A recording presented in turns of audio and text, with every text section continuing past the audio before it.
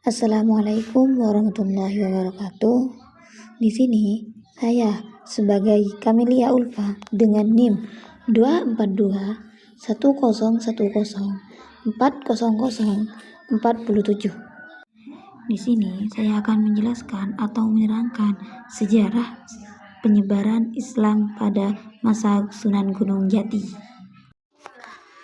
Sejarah berdirinya Islam di Indonesia memiliki perjalanan yang panjang dan penuh dengan pengaruh budaya lokal. Salah satu tokoh penting dalam penyebaran Islam di Jawa adalah Sunan Gunung Jati. Beliau adalah salah satu dari 9 wali yang disebut atau dikenal sebagai Wali Songo, di mana beliau memainkan peran penting dalam penyebaran agama Islam di Nusantara. Awal mulanya, Sunan Gunung Jati yang dikenal dengan nama asli Syarif Hidayatullah lahir pada abad ke-16 di Pasai atau Aceh. Ia adalah putra dari Nyai Rara Santang dan Sultan Syarif Abdullah. Dia berasal dari keturunan bangsawan yang memungkinkannya memiliki pengaruh yang kuat dalam menyebarkan Islam. Sunan Gunung Jati kemudian menetap di Cirebon, Jawa Barat dan menjadikan kota ini sebagai pusat dakwahnya.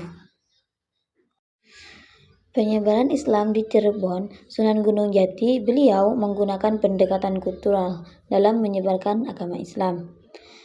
Beliau menggabungkan ajaran Islam dengan tradisi dan budaya lokal sehingga lebih mudah diterima oleh masyarakat Jawa yang pada saat itu masyarakat di sana masih kuat dengan tradisi Hindu-Buddha. Salah satu metode yang beliau lakukan adalah dengan memasukkan pesan-pesan Islam ke dalam seni seperti wayang dan gemelang. Di bawah bimbingan Sunan Gunung Jati, Cirebon menjadi pusat perdagangan dan penyebaran Islam. Ia juga menjalin hubungan baik dengan kerajaan Islam di Nusantara maupun kerajaan-kerajaan Islam di luar negeri seperti Kesultanan Demak dan Turki Utsmani. Hal ini semakin memperkuat posisi Islam di Jawa dan menjadikannya agama yang dominan. Jadi, gambar yang berada di sebelah kanan itu adalah beliau, yaitu Sunan Gunung Jati.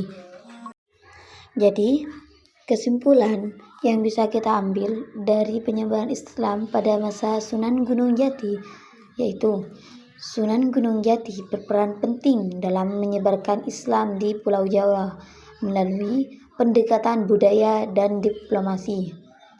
Metode dakwah yang digunakan menggunakan keahliannya dalam mengintegrasikan ajaran Islam dengan budaya lokal, sehingga Islam dapat diterima secara luas dan damai.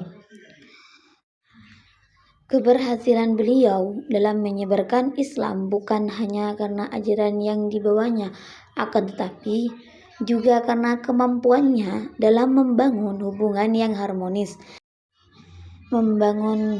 harmonis dengan masyarakat dan kerajaan-kerajaan lainnya, kerajaan di luar negeri atau di Jawa maupun di luar Jawa, seperti Kerajaan Demak. Gambar yang sebelah kiri itu adalah gambar gamelan, di mana gamelan ini digunakan oleh Sunan Gunung Jati dalam menyebarkan Islam, di mana Sunan Gunung Jati mencampur adukan antara tradisi dengan penyebaran Islam. Jadi, foto yang sebelah kanan itu adalah foto wayang, di mana wayang ini juga dijadikan sebagai penyiar agama Islam pada masa Sunan Gunung Jati. Sekian dari saya, kurang lebihnya mohon maaf. Wassalamualaikum warahmatullahi wabarakatuh.